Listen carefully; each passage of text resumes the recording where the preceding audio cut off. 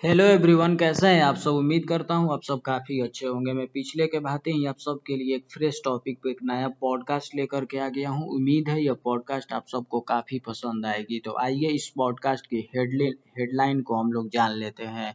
इस पॉडकास्ट का हेडलाइन है एनआरसी, और एनआरसी से जुड़ी मुद्दे पे हम बात करेंगे। तो आइए इसको आगे बढ़ाते हैं। एनआरसी आखिर है क्या? नेशनल रजिस्टर ऑफ सिटीजन, यानी कि राष्ट्रीय नागरिक रजिस्टर है।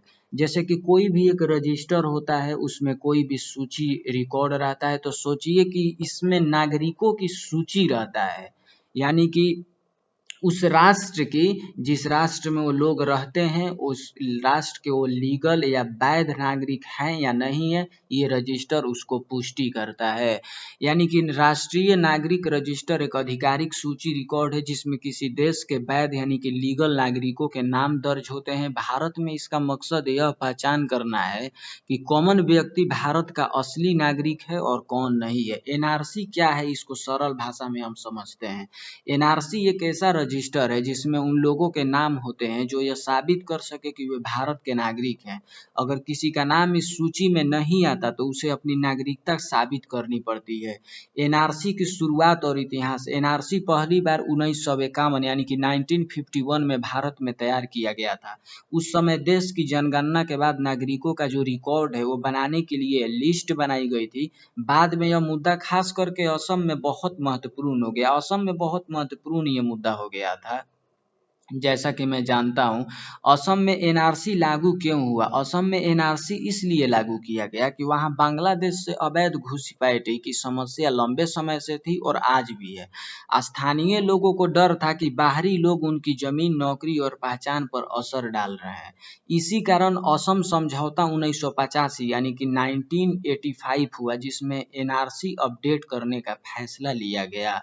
एनआरसी का उद्देश्य, पहला चीज है देश के वैध नागरिकों की पहचान करना। दूसरा चीज है अवैध घुसपैठियों को चिन्हित करना और देश की सुरक्षा और संस्थानों की रक्षा करना। एनआरसी का नाम आखिर जुड़ता कैसे है?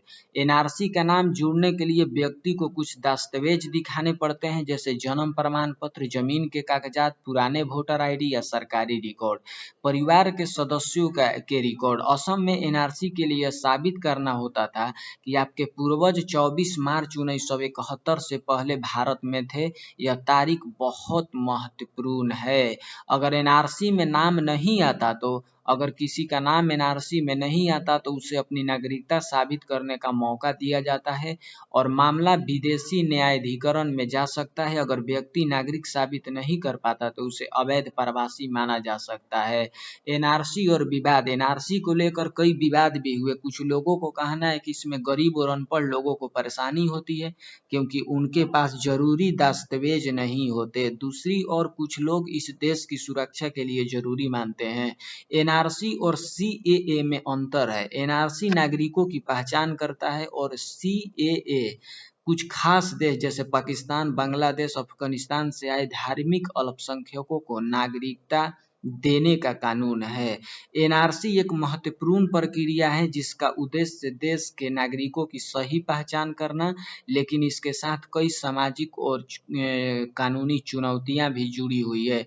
तो उम्मीद है कि एनआरसी क्या है, इस पॉडकास्ट में आप अच्छे और संक्षेप में और थोड़ा सा विस्तार में समझे होंगे। मुझे संक्षेप में इसलिए बताना पड़ता है ताकि पॉडकास्ट का जो समय है वो ज़्यादा लंबी ना हो, क्योंकि अक्सर लोगों के पास समय कम होता है।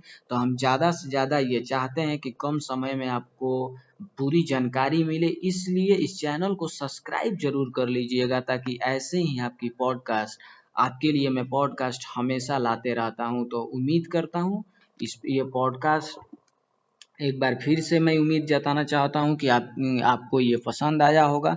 तो और पसंद आया होगा तो बेल आइकन को जरूर सब्सक्राइब के साथ प्रेस करिएगा ताकि आपका मेरा नोटिफिकेशन है जो पॉडकास्ट का वो आप तक तुरंत पहुँचे।